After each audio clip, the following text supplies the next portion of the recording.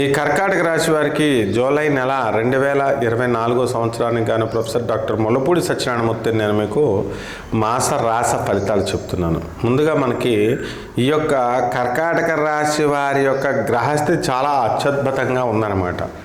లాభంలో ఉన్నటువంటి గురుడు, వ్యయంలో ఉన్నటువంటి రవి బుధ శుక్రులు, రాజ్యస్థితిగతుడైనటువంటి కుజగ్రహం 1 జూన్ నుంచి 2024 సంవత్సరం నుంచి, ఆ తర్వాత మనకి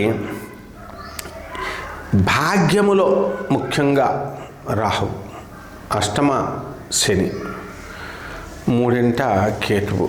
ఈ గ్రహస్థితి ప్రభావం వలన విదేశీ సంబంధమైనటువంటి వ్యవహారాలు, విదేశీ రిలేషన్స్ ఇవన్నీ కూడా చాలా బ్రహ్మాండంగా ఉంటాయి. అంటే ఎవరైతే విదేశీ వస్తువులు మనం ఇండియాలో అమ్మినా, లేకపోతే విదేశాలకు సంబంధించినటువంటి వ్యాపారాలు మనం ఎక్స్పోర్ట్ ఇంపోర్ట్ బిజినెస్లు చేసినా, ఏ బిజినెస్ అవనియండి అది మాత్రం విదేశీ సంబంధమైంది. కాబట్టి ఈ యొక్క కర్కాటక రాశి వాళ్ళు గెలవడానికి అవకాశాలు ఉన్నాయి, బాగా చేయడానికి.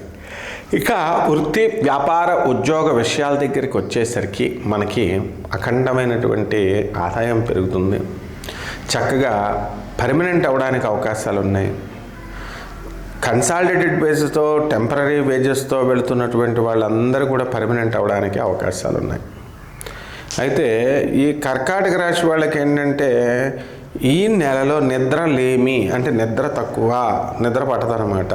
ఆ విధంగా ఆ వ్యాధితో మనం బాధపడడానికి అవకాశాలు ఉంటాయి.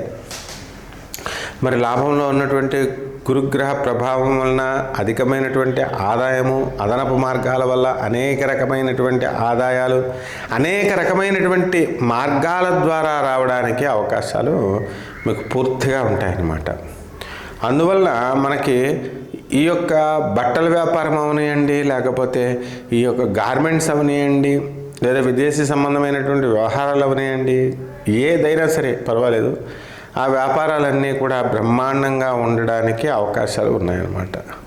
అలాగే ఈ యొక్క విద్యార్థులు వాళ్ళు బ్రహ్మాండంగా చదువుతారు.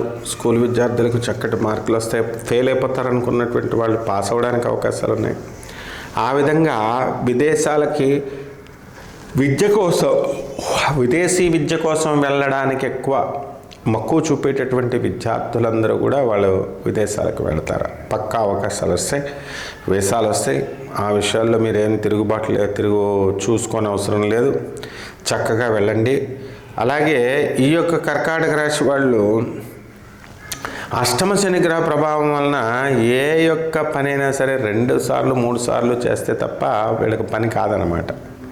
కాబట్టి విసుగు చెందకుండా 1కి 2 సార్లు ప్రయత్నించండి, మీ పనులన్నీ కూడా పూర్తవడం జరుగుతుంది.